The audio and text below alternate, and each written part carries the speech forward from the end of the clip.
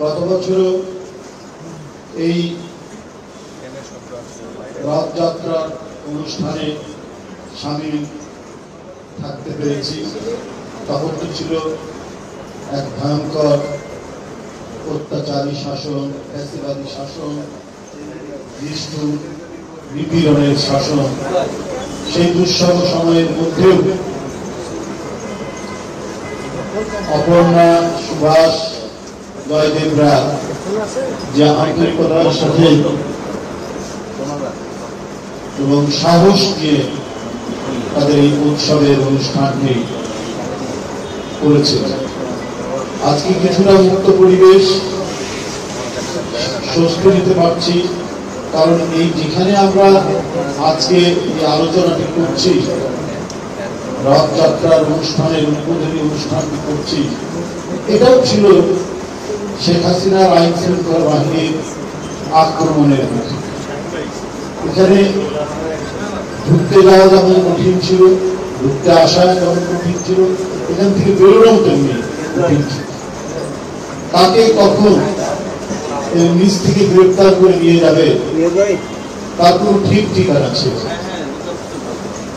বিগত 16 বছর শেখ হাসিনা তার সাজানো গোছানো আইন শৃঙ্খলা বাহিনী, নিরাপত্তা বাহিনী দিয়ে তার পথের কাটা দূর করার জন্য এবং চিরদিনের জন্য বাংলাদেশের সম্রাজ্ঞী হয়ে, রানী হয়ে থাকার জন্য তিনি বিরোধী দলকে দমন করেছেন অত্যন্ত কর্কশ, কঠোর, নিষ্ঠুর ভঙ্গিতে। তার শিকার হয়েছেন সবাই। তার শিকার শুধু কোন বিশেষ সম্প্রদায় নয়, একটি সম্প্রদায় নয়। এর শিকার হয়েছে যেমন খিলগার জনি, এর শিকার হয়েছে তেমনি শ্রমিক কিশোর বিশ্বজিৎ।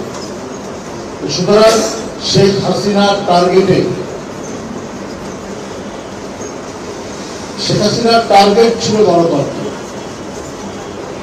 গণতন্ত্রের পক্ষে কথা বলা এবং তার গদির জন্য নিরাপত্তাহীন হওয়ার কোনো কাজ হলে সেটা কণ্ঠের প্রতিবাদী হোক আর সেটা অন্য কোনো কর্মসূচি হোক, তার কোনো কিছু করার অধিকার ছিল না। তার অধিকার একটাই ছিল, তাকে জুলুম সইতে হবে, বর্বরচিত আক্রমণ সইতে হবে। এটাই ছিল তার ভাগ্যের লিখন। এই ভাগ্যের লিখনটাই নির্ধারণ করতেন শেখ হাসিনা। যাই হোক, আজকে মুক্ত পরিবেশ, ধর্মীয় উৎসবের দিন। আমরা ছোটবেলা থেকেই এই রথযাত্রার জন্য অপেক্ষা করতাম, কারণ এই দিন রাজশাহীতে এই বড় রাস্তার দুই ধারে মেলা বসত। নানা যেমন খাদ্য সামগ্রী ছিল, তেমনি ছিল নানা আসবাবপত্রের দোকান, খাট, আলনা, এগুলো মেলা বসত। এবং এই মেলার এই সমস্ত জিনিসপত্রের দাম ছিল কম, তাই সব সম্প্রদায়ের মানুষরা অপেক্ষা করত এই রথযাত্রায় যে মেলাটি বসত, সেই মেলাটিতে জিনিসপত্র। তাই আমি আগেই বলেছি, কোন উৎসব কোন বিশেষ সম্প্রদায়ের হতে পারে না। হয়তো সম্প্রদায়ের নিজস্ব ধর্মীয় উৎসব হতে পারে, কিন্তু সেখানে প্রবেশের অধিকার সকলের রয়েছে। যেমন আমরা রথযাত্রায় মেলাতে আমরা অপেক্ষা করতাম যে কখন নানা সামগ্রী নিয়ে ফুটপাতের উপর সেই মেলাটি বসবে। এবং এখন এটা ঢাকায় হয় কিনা জানি না, আমরা দেখতাম যে রথযাত্রার জন্য একটা মেলা, তার 7 দিন পরে উল্টো রথ হয় কিনা আমি জানি না। যাই হোক, এটা অবশ্যই একটি ধর্মীয় উৎসব। হিন্দু সম্প্রদায়ের আরাধ্য দেবতা ভগবান শ্রীকৃষ্ণের দীর্ঘ বিচ্ছেদের পর তার বৃন্দাবনে ফিরে আসার যে কাহিনী, এবং এটা নিয়ে আরো নানা ঘটনা স্মরণ করে হিন্দু সম্প্রদায় অত্যন্ত বিনম্র এবং যথাযোগ্য মর্যাদায় এই উৎসবকে পালন করে। আমি তাদের এই উৎসবের আন্তরিক ধন্যবাদ জানাই। শুভেচ্ছা জানাই। চারিদিকে যে কঠিন রাজনীতি আমরা 16 বছর পার করে এসেছি, এখন আমরা প্রত্যাশা করছি একটা সামনে ভালো রাজনীতি হবে। ভালো রাজনীতি বলতে সত্যিকারের গণতন্ত্র প্রতিষ্ঠিত হবে। আমরা সেই ভয়াবহ পরিস্থিতির মধ্যে ফিরে যাই না, ফিরে যেতে চাই না। আমাদের ভোটাধিকার কেড়ে নেওয়া হয়েছিল, জনগণের ক্ষমতা কেড়ে নেওয়া হয়েছিল। জনগণের একমাত্র অধিকার সে তাকে ভোট দিয়ে তাদের প্রধানমন্ত্রী বানাবে, তাদের রাষ্ট্রপতি বানাবে, তাদের এমপি বানাবে, তাদের শাসন করার জন্য তারা কাকে পছন্দ করবে সেটা ছিল জনগণের অধিকার। এই অধিকার শেখ হাসিনা কেড়ে নিয়েছে। আজকে আমরা যেটা দেখেছি, যে কথাগুলো আমরা 16 বছর বলেছি, আমরা সেই কথাটি এখন শেখ হাসিনার দোসররাই বলছে। হাবিবুল আউয়াল গতকাল বলেছেন 2024 এবং তার আগের নির্বাচন দামি নির্বাচন। এই দামি নির্বাচনের কথা তো আমরা তখনই জোরালোভাবে বলে এসেছি বলেই আমাদেরকে গ্রেপ্তার করা হয়েছে, আমাদেরকে রিমান্ডে নেওয়া হয়েছে, আমাদের অনেক ছেলেকে অদৃশ্য করা হয়েছে, অনেককে নদীর ধারে খালের ধারে ক্রস ফায়ার করে হত্যা করা হয়েছে। কাউকে ধরে নিয়ে গিয়ে রিমান্ডে পায়ের লোক তুলে নেওয়া হয়েছে, কারো আঙুলের লোক তুলে নেওয়া হয়েছে, কারো শরীর ক্ষতবিক্ষত করা হয়েছে। এবং এই গ্রামীণ নির্বাচন প্রতিহত করার জন্য যারা নিয়মতান্ত্রিক সংগ্রাম করেছে তারও অসংখ্য নেতাকর্মী বন্ধুত্ব বরণ করেছেন এবং অন্ধ হয়ে গেছেন 200-300 মতো বিএনপি এবং গণতন্ত্রের জন্য যারা লড়াই করেছেন। আজকে হাবিবুল আউয়াল বলছেন দামি নির্বাচন হয়েছে। আপনি তো শিক্ষিত লোক ছিলেন, আপনি সচিব ছিলেন, আপনার সেদিন বিবেকে বাঁধেনি যে আপনার এই ভুল কাজটি করার জন্য, আপনার এই অন্যায় কাজটি করার জন্য এটা চেইন রিঅ্যাকশন হিসাবে জনগণ এবং দেশের কত ক্ষতি হবে। এটা এই যে একটি ভোটারবিহীন দামি নির্বাচন, তাহলে কি অবৈধ নির্বাচন? তাহলে শেখ হাসিনার নেতৃত্বে যেটি ছিল সেটি অবৈধ পার্লামেন্ট, অবৈধ সংসদ সদস্য, অবৈধ প্রধানমন্ত্রী, অবৈধ রাষ্ট্রপতি এবং তাদের হাত দিয়ে যারা নিয়োগ হয়েছিলেন, সচিব বলুন আর বিভিন্ন কর্পোরেশনের কর্মকর্তারা বলুন, তারা প্রত্যেকেই অবৈধ এবং তাদের নিয়োগকৃত বিচারকরাও অবৈধ ছিলেন এবং তাদের দেওয়া রায়গুলো ছিল অবৈধ। তাহলে আমরা একটা অবৈধ দুঃশাসন এবং আইনের মধ্যে আমাদের জীবনযাপন করতে হয়েছে। যাদের কারাগারে থাকার কথা, যাদের বিচার হওয়ার কথা, যাদেরকে চরম দণ্ড দেওয়ার কথা, তারাই রাজ্যের দণ্ডমূল্যের কর্তা পেয়ে গেছে। আমরা যদি চিহ্নিত দাগি আসামি, চিহ্নিত ডাকাত, গ্রামের পর গ্রাম যারা নৌকা নিয়ে গিয়ে নদী থেকে নেমে ডাকাতি করে, সেই ডাকাতরা যদি রাষ্ট্র ক্ষমতা দখল করে তাহলে কি ধরনের পরিস্থিতি হবে? ঠিক একই পরিস্থিতি ছিল সেখানে। তিনি সারা বাংলাদেশকে তার লোক দিয়ে, তার ঘনিষ্ঠ জনদেরকে দিয়ে ডাকাতদের গ্রাম বানাতে চেয়েছেন, কিন্তু ছাত্র জনতা সেটি করতে দেয়, সেটা প্রতিহত করছে। বাংলাদেশে এই ধরনের কাজ করা চেষ্টা করেছে। জনগণের টাকা কখনো রেন্টাল পরিপ্রেক্ষের নামে তারা পাচার করেছেন, তারা পদ্মা সেতুর নামে টাকা পাচার করেছেন, তারা মেট্রো রেলের নামে টাকা পাচার করেছেন, তারা অন্যায়ভাবে অবৈধভাবে ইলেকট্রিসিটি ট্যাক্স বৃদ্ধি করে সেই টাকা পাচার করেছেন। সেই টাকা পাচারের কথা এখন আসছে। এবং শেখ হাসিনা নিজে বলতেন যে বাংলাদেশে আমার কোনো সম্পত্তি নেই, আমার কিছু নেই। এখন তার সহায় সম্পত্তি, তার এমনিতে তার আত্মীয় স্বজন ছেলে মেয়ের নামে তো আমরা জানি পূর্বাচারের একটা পেয়েছি। এখন হাসিনা বিভিন্ন নামে তার নিজের সম্পত্তি করেছে, সেটারও তো খবর গণমাধ্যমে বেরিয়ে এসেছে। তাহলে আমরা কোথায়, কোন অবস্থায় আমরা বসবাস করেছি? এই আমল যাতে ফিরে না আসে। এত রক্তের বিনিময়ে যে দেশ, এই দেশ লুটেরা শাসন করবে, এই দেশ দুষ্ট বদমাইশ চোরা কারবারি এরা শাসন করবে, মাদক ব্যবসায়ী শাসন করবে, এবং আক্ষরিক ভাবে লিটারেলি তারাই শাসন করেছে। মোদীকে প্রকাশ্য দৃশ্যমান একজন মাদক ব্যবসায়ী, তাকে এমপি করা হয়েছে। শেষবারে তাকে এমপি না করে তার স্ত্রীকে এমপি করা হয়েছে। আপনারা যারা এখানে বসে আছেন, আপনারা তো একটা সভ্য সমাজ আপনারা আমরা দেখতে চাই। আপনার সন্তান স্কুলে যাবে, কলেজে যাবে, ইউনিভার্সিটি যাবে, ইঞ্জিনিয়ারিং কলেজে যাবে, মেডিকেল কলেজে যাবে, তারা লেখাপড়া শিখে তারা তাদের পেশা নিয়োজিত হবে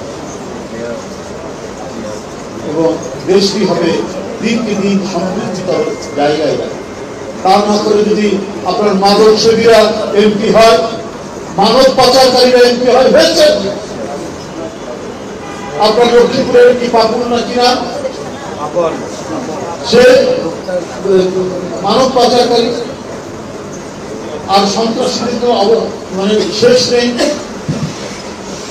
আওয়ামী লীগের প্রায় 70-80% এমপি ছিল যারা স্থানীয়ভাবে সন্ত্রাসী হিসাবে পরিচিত। কারো জমি দখল, কারো ঘের দখল, কারো কি বলে বাড়ি দখল। আমি এক নিঃশ্বাসে বলে দিতে পারি তারা কি, এবং তারা সন্ত্রাসী বলেই কোন বিরোধী রাজনীতি সেখানে ছিল না, করে ছিল না। এমপি শিমুলের দুর্বৃত্ত করার কাছে সেখানে কোন বিরোধী দলের রাজনৈতিক কর্মসূচি পালন করা যায়নি। কষ্ট করে করতে গেলেও সেই দিন অসংখ্য নেতা কর্মীরা রক্তাক্ত হতো শিমুল বাহিনী। এরকম শিমুল বাহিনী, এরকম শাহীন চাকলাদার বাহিনী বাংলাদেশের জেলায় জেলায় গঠন করা হয়েছিল মাফিয়া গডফাদার হিসেবে। সেই দিনের যেন প্রত্যাবর্তন না। এই জন্য আমরা বারবার বলেছি যে অনেক সুবিধা নেওয়া প্রশাসনের লোকরা ঘাপটি মেরে আছে। প্রথম দিকে বলেছে তারা কিন্তু নানাভাবে নানা কায়দায় আপনার সহায়তা করবে। আপনি দেখেছেন না, শেখ হাসিনা পালিয়ে যাওয়ার 15-20 দিনের মধ্যে গোপালগঞ্জে স্বেচ্ছাসেবক দলের এক নেতাকে তারা হত্যা করবে। তো এটা কেন? নিশ্চয়ই প্রশাসনের মধ্যে ঘাপটি মারা লোক ছিল। পালিয়ে যাওয়ার পরেও তারা এটা করতে পারছে। তাদের কাছে অনেক টাকা আছে, তাদের কাছে অবৈধ অস্ত্র আছে। এই কারণেই মাঝে মাঝে তারা মাথা তুলে দাঁড়ানোর চেষ্টা করে। আবার অনেকে চেষ্টা করছে বিএনপির নামে নতুন করে তারা কিছু করার, আধিপত্য বিস্তার করার, একে তাকে বিভিন্ন অভিধায় অভিযুক্ত করে কথা বলার চেষ্টা করছে। এটা কি আপনারা যারা জাতীয়তাবাদী দর্শনে বিশ্বাসী রাজনীতি নয়, তাদেরকে সতর্ক থাকতে, এদের ব্যাপারে কঠোর পদক্ষেপ নিয়েছেন বিএনপির ভারপ্রাপ্ত চেয়ারম্যান জনাব তারেক রহমান। তিনি কঠোর পদক্ষেপ নিয়ে যাচ্ছেন এখন, কিন্তু অনেকে নাম ভাঙিয়ে অনেক কিছু করছেন। এই যে আমরা শুনেছি ইনকাম ট্যাক্স অফিস এবং ইনকাম ট্যাক্স, এখানে একজন ব্যক্তি বিএনপির নাম ভাঙিয়ে আন্দোলন করছেন। এই আজকে চেয়ারম্যানকে সরাচ্ছে, সরাবেন, কালকে এই করবেন। এটা কেন? তাকে কে দায়িত্ব? আমি তো সিনিয়র আমি তো জানি না। আপনি নিজে নিজে বিএনপির নাম ভাঙিয়ে আপনি আন্দোলন শুরু করেছিলেন একটা অফিসে। সেখানে তো আমাদের আরো অনেক বিএনপির নেতৃবৃন্দ আছেন, তারা তো জানে না। বিভিন্ন ক্ষেত্রে বিভিন্ন ডিপার্টমেন্টে এই ধরনের একটা মানে সুবিধাবাদী গোষ্ঠী, একটা চক্র, তারা নানাভাবে বিভ্রান্ত করার চেষ্টা করছে। এ ব্যাপারে সবাইকে সতর্ক থাকতে হবে। আমরা সরকারের সমালোচনা করি, অন্তর্বর্তীকালীন সরকার তো হচ্ছে বিএনপি এবং সমস্ত গণতান্ত্রিক রাজনৈতিক দলগুলোর সমর্থিত সরকার। তারা সংস্কার করে দ্রুত নির্বাচন তারা দিবে, বা দ্রুত নির্বাচন নয়, যৌক্তিক সময়ের মধ্যে নির্বাচন তারা দেবেন। আমরা তাদের উত্তর ভূমিকা, বিশেষ করে প্রধান উপদেষ্টা লন্ডনে গিয়ে ভারপ্রাপ্ত চেয়ারম্যান সাহেবের সাথে দেখা করেছেন। অন্যান্য যেগুলো ভালো কাজ, সমস্ত ভালো কাজের আমরা সমর্থন করছি, কিন্তু যেখানে ত্রুটি দেখছি, যেখানে সমালোচনা করা দরকার, সেখানে আমরা সমর্থন করছি। সুতরাং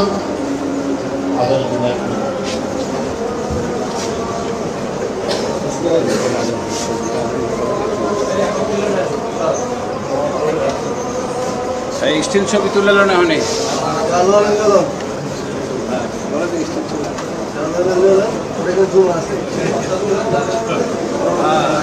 স্টিল চাঁদা নেওয়া নিয়ে দেন।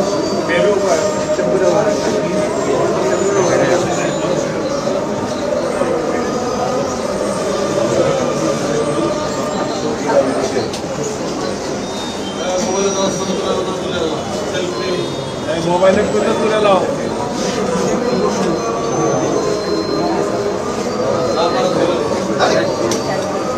মশলা বেটা সেলফি তুলে আয় যা।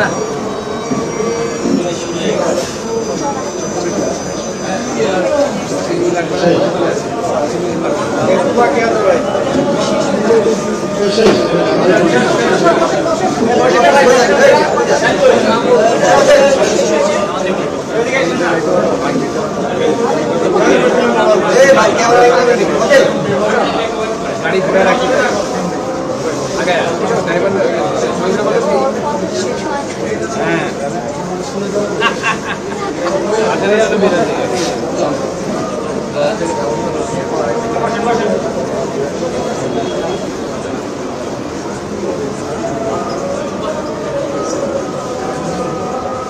মশলা বেটা সেলফি দিয়ে আয় না।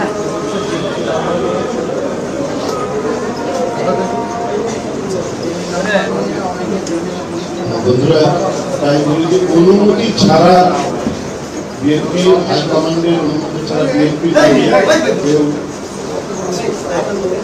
এই সরকারি কোন ডিপার্টমেন্টে আন্দোলনের নামে নৈরাজ্য করে, সে তারা কেউ না। এটা আপনাদের মনে রাখতে হবে। আমি এই ইনকাম ট্যাক্স ডিপার্টমেন্টে যেরকম হচ্ছে, এরকম অন্য কোনো সরকারি প্রতিষ্ঠান যদি করে, যদি এটা যদি ন্যায়সঙ্গত হয়, এটা যদি এই ব্যাপারে সাপোর্ট থাকে, যদি সেটা ভিন্ন ব্যাপার। সাপোর্টটাই নিজেদের ফায়দা তোলার জন্য এই কাজ করতে। আমি আজকে এখানে হিন্দু সম্প্রদায়ের ভাইরা যে উৎসবের এই দিনে রথযাত্রার যে কর্মসূচি গ্রহণ করেছেন, মঞ্চে তারা এখানে উপস্থিত রয়েছেন, তাদের সবাইকে আমি আন্তরিক ধন্যবাদ জানাচ্ছি। আবারও তাদের আজকে এই তাদের উৎসব এবং ধর্মীয় পবিত্র দিনটি তাদের জীবনে সাফল্য নিয়ে আসবে, তাদের প্রত্যেকের জীবন আলোয় ভরে তুলুক, এই কামনা করে আমি ধন্যবাদ।